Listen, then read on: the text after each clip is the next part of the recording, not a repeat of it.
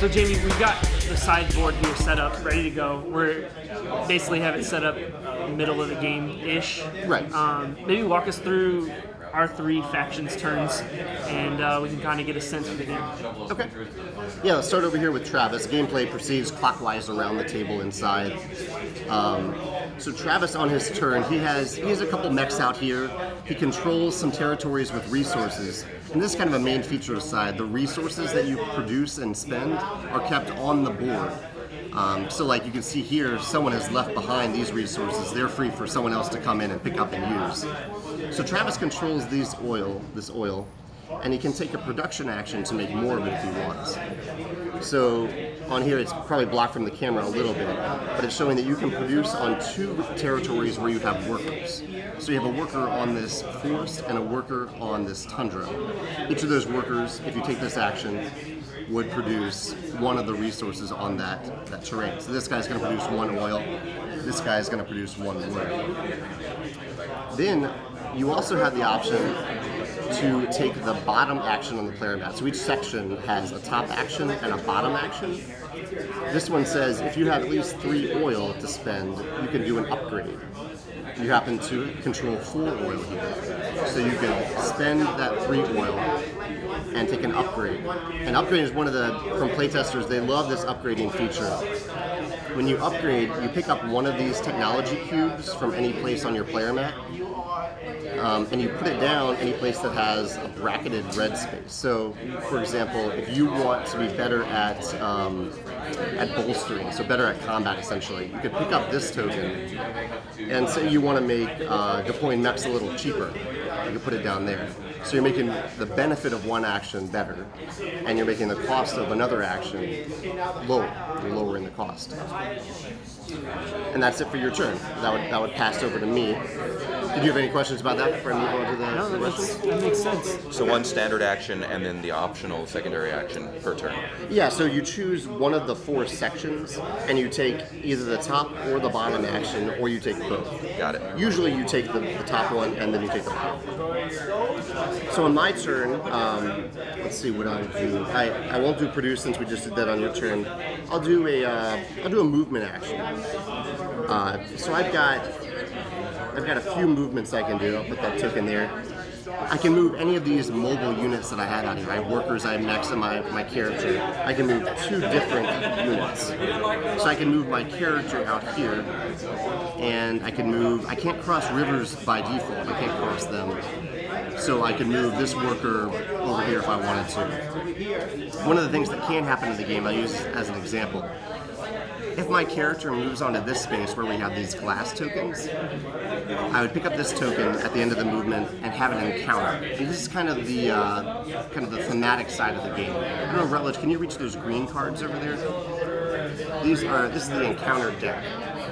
So this is where we've tried to feature Jacob's art quite a bit. These encounter cards come out. So when my character arrives there, he kind of has a little adventure.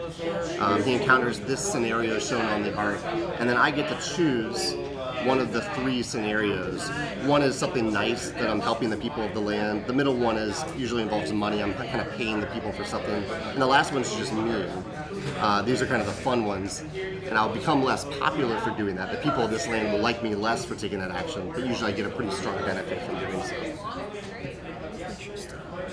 And that would be, so at the end of my turn, if I had 4 wood, I could also build a structure. I don't control 4 wood, so I wouldn't be able to do that here. It looks like there's a couple structures: mines, watchtowers, trading house, mills.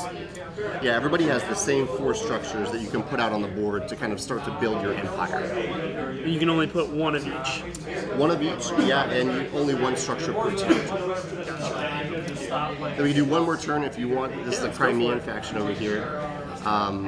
The Crimean faction, let's say you took this action that you're on right now. This is a trade action, so you would spend a coin, toss a coin in the pot, and you would gain either popularity or more resources. And let's do popularity for the sake of example. I don't know if you can see the popularity chart on the far left of the board over there.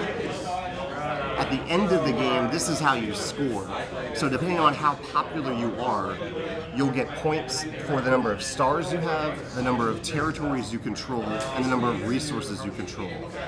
And so you could go through the game like attacking a lot and maybe building up a lot of resources and territory control, but if the people of the land don't actually like you, if you're not popular with them, you're not going to earn a lot of money from them in the end. So you have to kind of pay attention to that popularity track and then the popular at the end of the game. So if you took that action, you would gain 2 popularity on that track. And then you could also, since you have 4 wood under your control, you could build one of these structures. So that's just for fun. You could put a let's put a watchtower up there. So maybe walk us through each of these. You got the mine, the watchtower, the trading house, and the mill.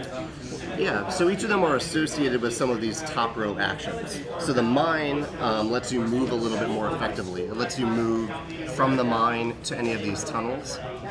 At the beginning of the game, you're landlocked in by a river, so you might build a mine so that you can move out to some of these tunnels. The watchtower is associated with the bolster action, so whenever you take the bolster action, you'll get a power-related benefit from the watchtower. The trading house is associated with the trade action. That's the action you just took. You just traded. So when you trade, and if you have a trading house out there, you'll gain extra money. And all the structures are spatially related. So like the trading house says, when you take the trade action, you'll gain a coin for every territory you control that's adjacent to that territory. So you don't have a trading house there, but we'll put that down. So if you have a trading house there, you control 2 adjacent territories. So you gain extra money, you gain 2 coins. Nice. Yeah. So Jamey, this looks like a war game, but I don't see any dice. So can you explain to me how combat works here? That's a good question, yeah. So combat, we play tested this game a ton. I play tested it a lot while I was designing it. Currently we're in wave 2 of blind playtesting. We have over 370 blind playtest sessions at this point. That's when people when I'm not teaching the game to people around the world are kind of printing out the game and playing it on their own. And so combat has evolved the most during that process. Originally you chucked a lot of dice and went out there.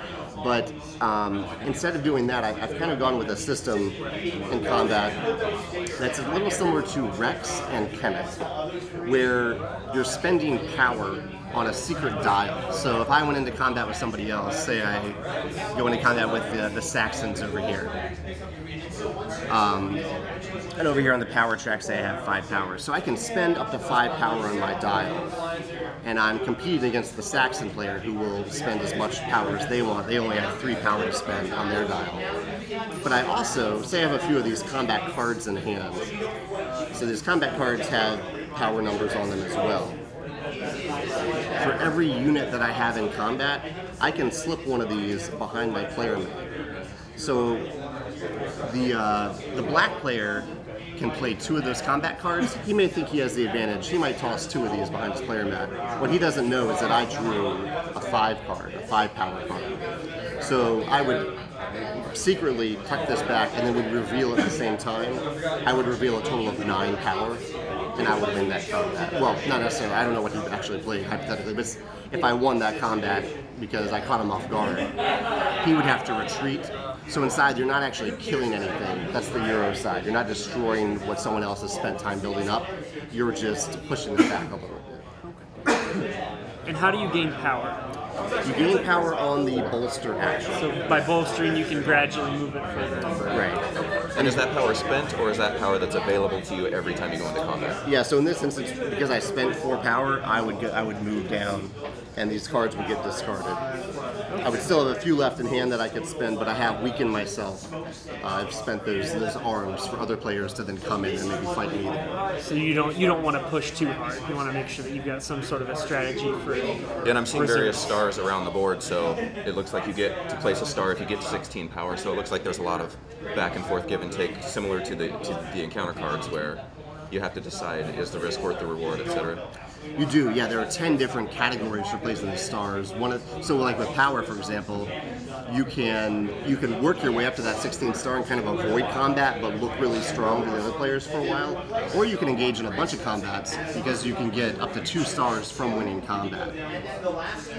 Earlier in the design, you could get an unlimited number of stars from combat, but we found that a game would often end with just a bunch of combat, and players wouldn't get to build up their system. And we found that players had almost the most fun building up their infrastructure with the threat of combat, but not necessarily a ton of combat.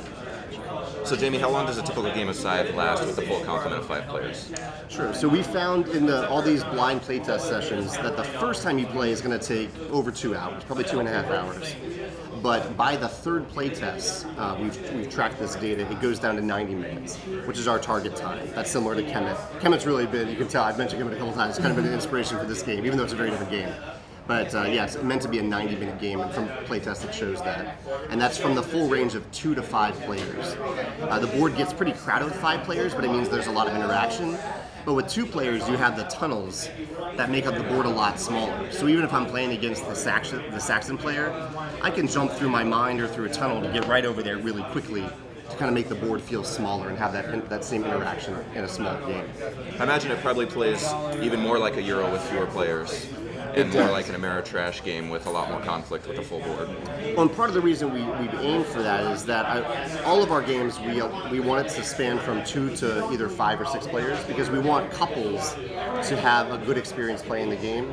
And sometimes, like you may know the reviewer Rado runs through, he plays games with his wife, and he doesn't like to fight his wife, and she doesn't like to fight him at all. And I think there are a lot of couples out there like that. So you can do that inside. You can kind of you can build your own little empire, and they can build their own little empire. But if you and your girlfriend or wife like to have that type of interaction, you want to go at each other, you can. The game allows that to happen. Excellent.